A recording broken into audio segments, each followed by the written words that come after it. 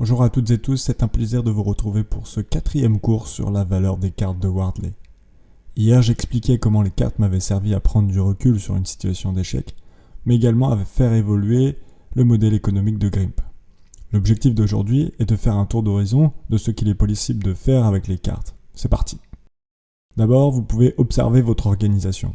La chose la plus évidente à faire est d'observer le terrain, le paysage, et pour cela, il vous faudra définir une problématique et un contexte clair. Ensuite, vous pourrez dessiner votre première carte. Pour la seconde, revenez vers moi et cartographons ensemble.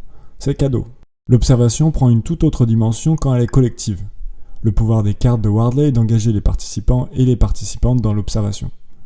Parfois, les discussions deviennent si intenses qu'on en perd le fil. C'est notamment pour cette raison qu'une personne facilitatrice est nécessaire lors de ces ateliers. Croyez-moi, le jeu en vaut la chandelle.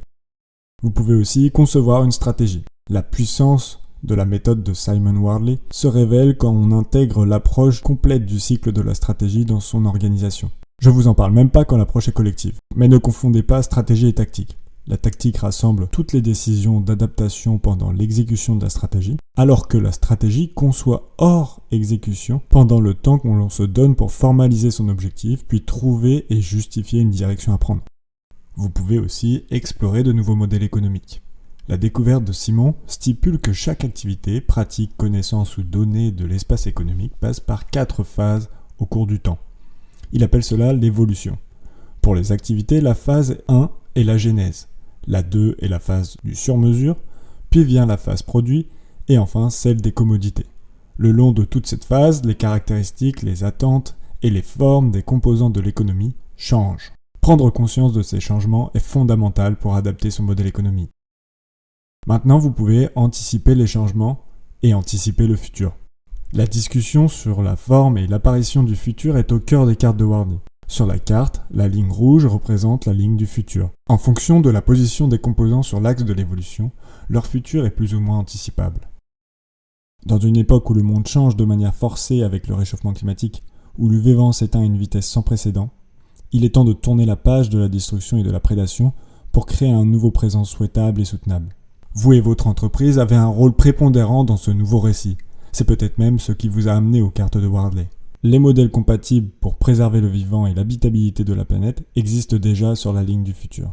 La question est, voulez-vous être du côté de la solution ou du problème ? Si oui, le logiciel actuel de l'économie ne fera pas de vous des étendards. Mais avec les cartes, vous pourrez jouer un jeu économique irréprochable pour démontrer à l'ensemble du marché qu'un monde souhaitable et soutenable est possible. Je viens de faire un tour de ce que les cartes peuvent à l'échelle d'une problématique propre à votre contexte. Mais elles peuvent aussi beaucoup sur des problématiques bien connues. C'est peut-être par là que vous devriez commencer. Les cartes s'utilisent aussi pour des activités connexes à la stratégie. Dans une PME ou une grande entreprise, il faut vendre ses projets en interne. Avec les cartes, il est possible de construire des arguments pour vos supérieurs. Les cartes sont aussi un modèle très puissant pour connaître les attentes du client, pour construire une nouvelle solution ou une nouvelle offre de produit ou de service. Choisir sa méthode de gestion de projet. Toutes les méthodes ne conviennent pas en fonction de l'étape d'évolution du composant de la chaîne de valeur. Concevoir des équipes projets. La méthode des cartes de Wardley expose toute une théorie de l'organisation de l'entreprise. C'est un concentré des meilleures pratiques actuelles.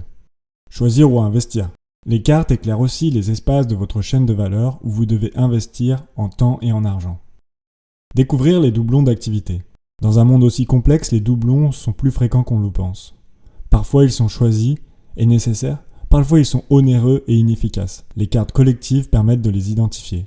Concevoir un système technique. L'essence même des cartes est de visualiser un système. Le modèle économique de Simon Wardley nous fait comprendre quelle direction prendre dans nos choix techniques des éléments de notre chaîne de valeur. Étudier un marché. La création de cartes sectorielles, prises depuis plusieurs perspectives, alimente la synthèse d'une étude de marché. Analyser le potentiel économique.